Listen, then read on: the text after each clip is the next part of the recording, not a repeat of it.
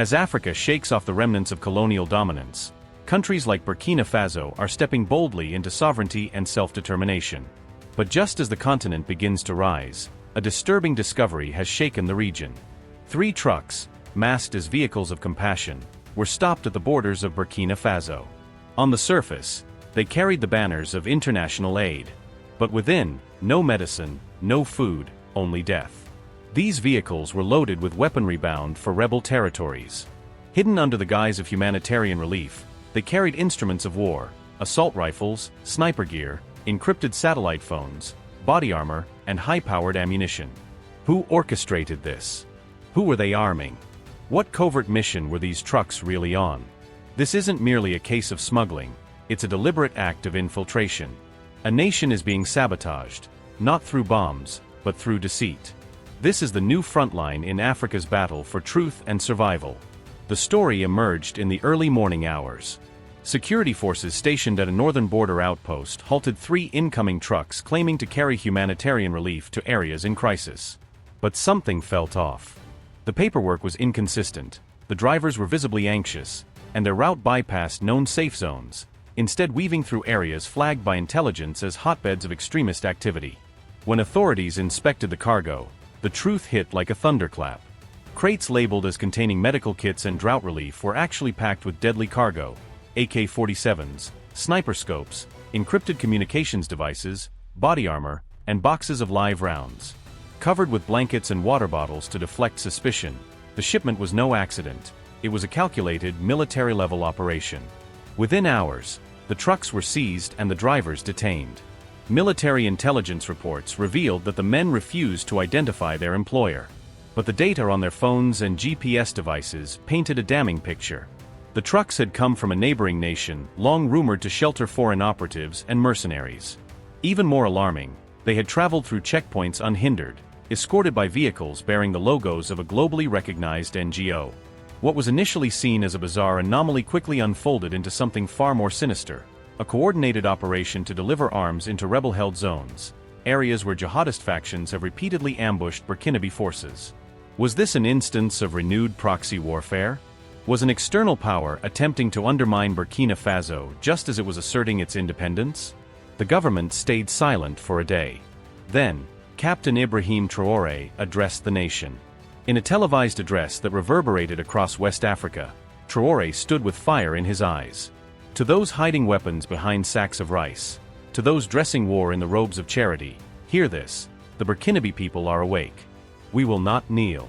We will not be misled. If you enter with weapons, expect consequences. Immediately following his speech, all foreign aid shipments were halted pending inspection. Emergency orders were issued. NGOs operating in sensitive regions were called in for scrutiny. A comprehensive audit of foreign-funded humanitarian programs was launched nationwide. To Traoré, this wasn't a one-off incident. It was evidence of a broader strategy to cripple Burkina Faso's counterterrorism efforts by secretly empowering the very groups it was fighting. This pattern isn't new.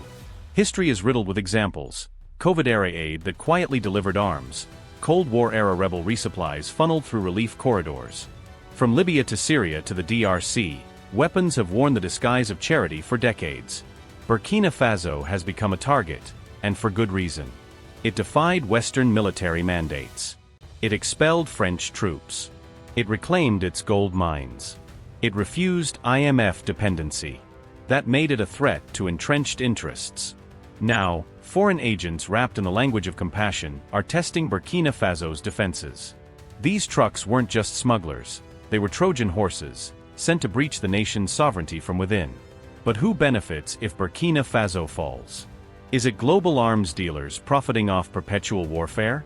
Is it governments eager for cheap access to gold, uranium, and other resources? Is it regional powers afraid of Traoré's nationalist ripple effect? Or could it be that certain NGOs have been infiltrated by intelligence agencies, operating far beyond their stated mission? According to investigators, one of the crates bore the logo of a European government-backed aid group. Another crate traced back to a U.S. logistics firm connected to defense contracts. Are we looking at a coincidence, or a conspiracy? For the people of Burkina Faso, the message was undeniable: not every outstretched hand comes in peace. As word of the seizure spread, the nation didn't react in fear, but in solidarity. In Ouagadougou, thousands marched through the streets, raising banners that read, "No more lies in the name of aid, and sovereignty is not for sale." Communities near the borders began forming citizen patrol units to monitor suspicious activity. Social media lit up with a wave of Burkinabe youth coining hashtags like #AidOrArms and #HandsOffBurkina Faso. The people had stopped being passive recipients of international charity. They became guardians of their soil, demanding transparency and justice. In response, Traoré's administration unveiled a new national security doctrine with 3 pillars: enhanced border intelligence with satellite tracking and biometric customs, full humanitarian accountability, mandatory cargo registration, source of funding disclosures, and random inspections for all foreign NGOs.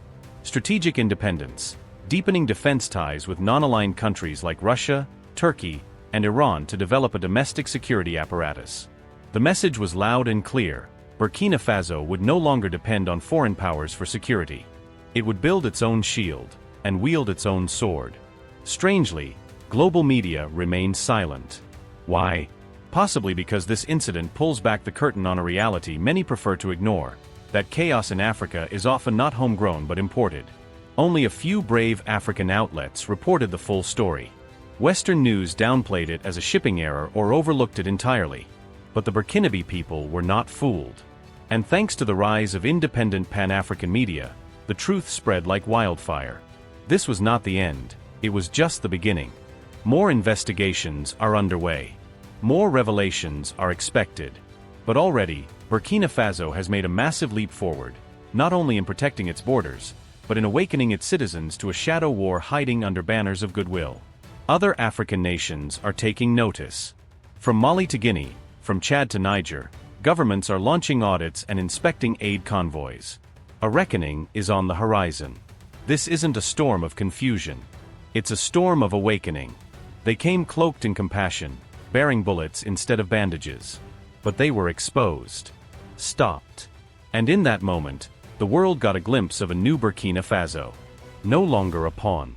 No longer naive. But a nation awakened. To those hiding behind false intentions, the message is now unmistakable: your time is up. And to the people of Africa, Captain Traoré's words echo louder than ever: we will not be slaves to anyone.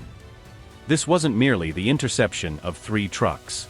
It was the disruption of a hidden agenda. It was the start of a new chapter. One in which Africa sees clearly. One where Burkina Faso leads not just with arms, but with vision. One where sovereignty is no longer an idea, it's armor. This is Burkina Faso. And this is how it fights for its future.